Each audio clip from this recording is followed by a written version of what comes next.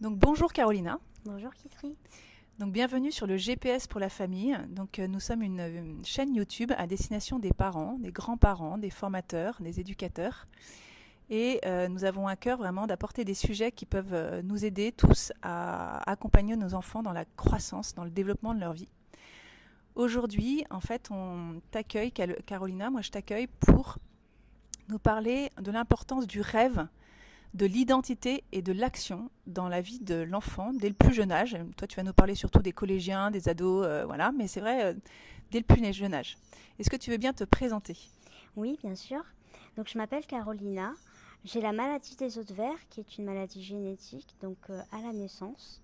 Et en raison de cette maladie qui occasionne une fragilité osseuse sévère, j'ai dû être hospitalisée, éloignée de mes parents depuis petite, ce qui m'a appris à m'adapter au changement.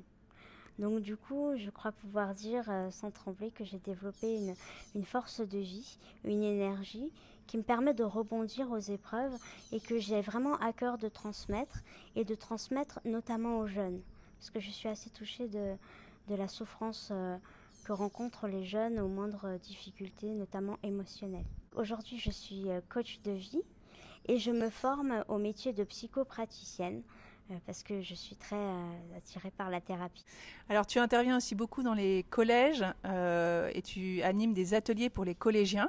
Oui. Et dans le cadre de ces ateliers, tu leur fais vivre une expérience qui va vraiment les aider à gagner en liberté pour agir. Et tu m'as dit, cette expérience passe par 3 étapes et je voudrais te faire passer, que tu nous proposes de nous former à chacune des étapes. Voilà, ce sont des étapes qui sont simples, qu'on peut vivre en famille, dans le cadre d'une discussion sur un canapé au salon ou même en marchant vers un sommet en randonnée.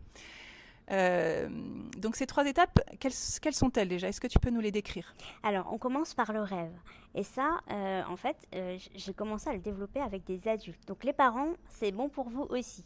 Je vous invite à revenir à ce qui a fait votre enfance, à nos rêves d'enfants. Moi, je demande aux ados de me parler de leurs rêves. Et quand je leur demande de me parler de leurs rêves, je constate que c'est difficile. Parce qu'on a beaucoup de préjugés en tant qu'adulte. On leur dit que voilà, il faut être dans le concret, il faut être réaliste, il faut être ceci, il faut être cela. Et on les empêche de rêver. Or, ces rêves-là, c'est ce qui va nous construire, c'est ce qui va construire l'adulte de demain. Et parfois, 20 ans plus tard, on se rend compte qu'on est en train de faire un métier qui est en fait très lié aux rêves d'enfant qu'on avait. Donc, je leur demande une première fois, est-ce que si vous deviez construire un monde plus beau, quel serait-il ? Donne-moi une idée de ce que serait pour toi un monde plus beau. Alors, la première fois, ça dit presque rien. Il faut insister un petit peu. Et puis, parfois, après, ils commencent à nous dire des trucs qu'ils entendent à la télé.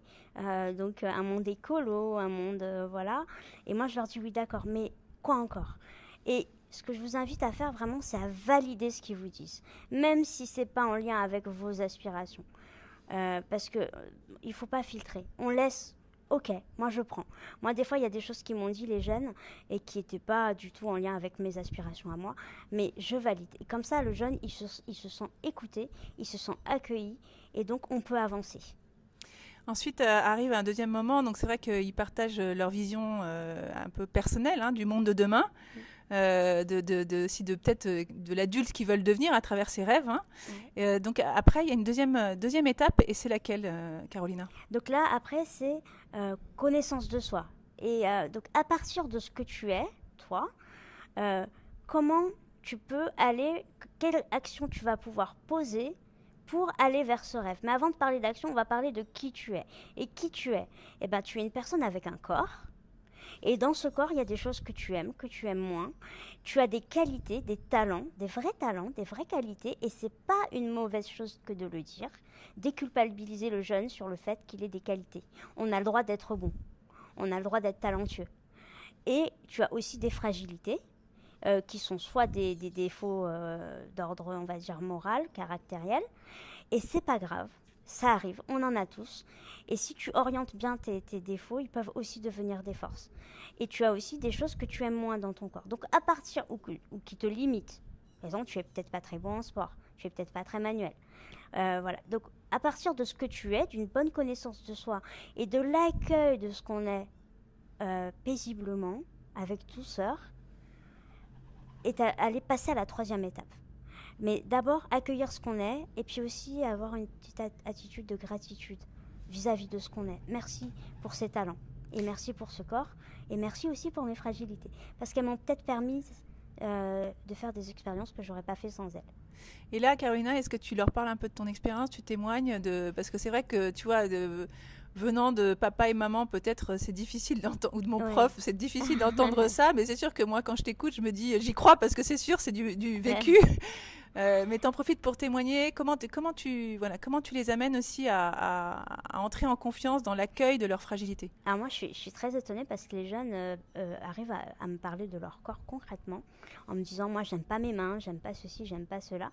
Et je pense assez persuadée que c'est parce que moi, je leur dis, voyez, moi, j'ai dû subir des chirurgies qui ont fait que j'ai des cicatrices sur le corps. Et ces cicatrices, au départ, elles étaient quelque chose que je n'appréciais pas et j'avais un complexe sur mon corps par rapport à ça. Aujourd'hui, mes cicatrices me rappellent que j'ai eu la chance d'être soignée, qu'il y a eu des médecins, qu'on est dans un pays où on peut être soigné et je rends grâce pour ça. Je suis reconnaissante à ce pays, à la médecine et à ses chirurgiens. Donc ces cicatrices sont aujourd'hui pour moi un motif de joie et un motif de gratitude. Magnifique. Ouais. Magnifique. Donc, peu à peu, voilà, ils arrivent à dire qui ils sont. Oui. Hein, c'est vraiment cette deuxième étape, hein, qui je suis, et l'accueil un peu inconditionnel à travers l'écoute du parent, de l'adulte, voilà, l'accueil inconditionnel de qui ils sont. C'est ça. Et après, il y a le caractère aussi. J'insiste parce que les jeunes se culpabilisent beaucoup. Ah oui, moi, je suis colérique. Moi, j'ai entendu des jeunes me dire, je suis bon à rien.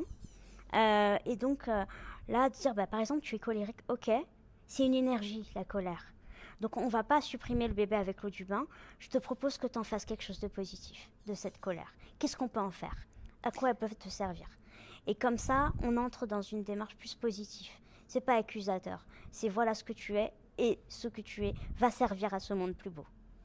Tu parles beaucoup dans tes ateliers d'émotions négatives. Hein. C'est vrai que nous, les parents, ou les éducateurs, les formateurs, quand on voit des émotions négatives chez nos enfants, on a tendance à vouloir tout de suite les corriger et à passer beaucoup de temps à corriger. Ouais. Toi, quel conseil tu pourrais donner à des formateurs, à des parents pour justement transformer cette fragilité? Alors moi, ce que je pensais, c'est en fait, plus on essaye de faire quelque chose avec un enfant, plus il essaye de faire le contraire. Donc, plus on va essayer de corriger ce côté colérique ou paresseux, plus il va insister pour être colérique et paresseux. Donc moi, j'accueille. Et c'est très marrant parce que quand je dis à un jeune « Ok, t'es colérique », alors qu'il s'attendait à ce que je lui dise « Ouais, mais quand même, c'est pas bien, voilà », bah là, il sait plus quoi faire et je vois son visage s'ouvrir. Alors, je dis pas qu'il faut pas travailler sur soi. Je dis pas qu'on peut pas améliorer ses défauts. Je dis juste que tu es aimable tel que tu es. Et ça peut être une qualité. Mais viens, on en parle. Ouais, voilà.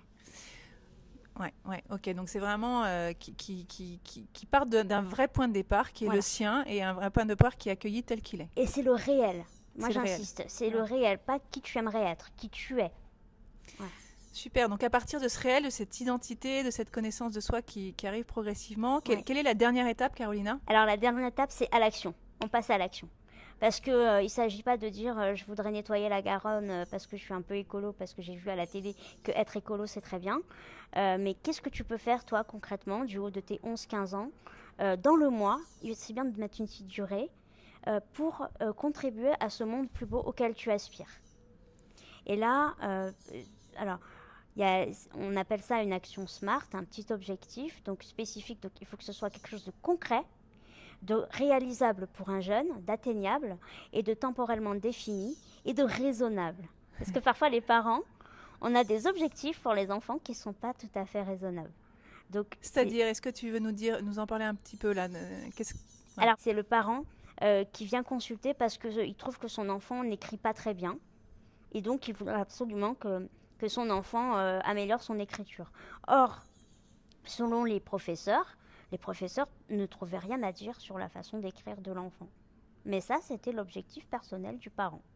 Donc ça veut dire qu'en fait, quand on travaille avec nos enfants, quand on les écoute, nous, on doit bien être au clair de nos objectifs pour nos enfants, pour un peu les faire passer Exactement. au tamis du réel aussi. Tout à fait, c'est pour ça que je trouve que cet exercice peut aussi être bien fait par le parent que par l'enfant. De se dire, bah voilà, quels sont mes rêves, moi, et donc qui suis-je? Et avec ce que je suis, qu'est-ce que je peux faire pour aller vers ce rêve? Et comme ça, l'enfant, il va pouvoir aussi suivre. Alors peut-être une dernière question pour toi.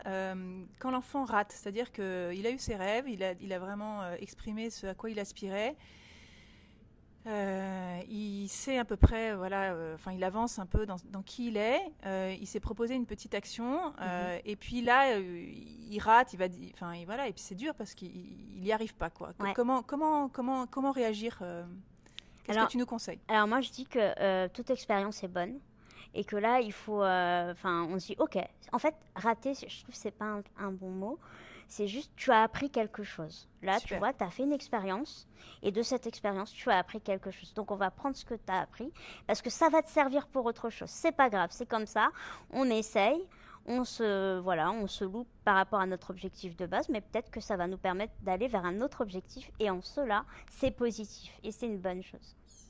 Merci Carolina. Est-ce que tu veux nous dire un petit mot de la fin? Par exemple, si maintenant c'est les ados qui t'écoutent, qu'est-ce que tu veux leur dire? Moi, je voudrais dire aux ados, ne doutez pas de vous, on a besoin de vous, vous êtes une lumière pour ce monde. Et moi, je crois beaucoup que les ados ont plein de choses dans leur cœur à donner, c'est positif. Et s'il manquait un seul d'entre vous, vraiment, ce monde serait moins beau. Merci Carolina, merci. Et puis merci à vous parents d'avoir fait des enfants. N'hésitez pas, ouais. N'hésitez pas en tout cas à liker cette vidéo, à l'envoyer à vos amis et puis surtout à discuter avec vos amis à partir de cette vidéo. C'est vrai que ça donne des discussions très riches autour d'un café ou d'un apéro. Voilà, merci.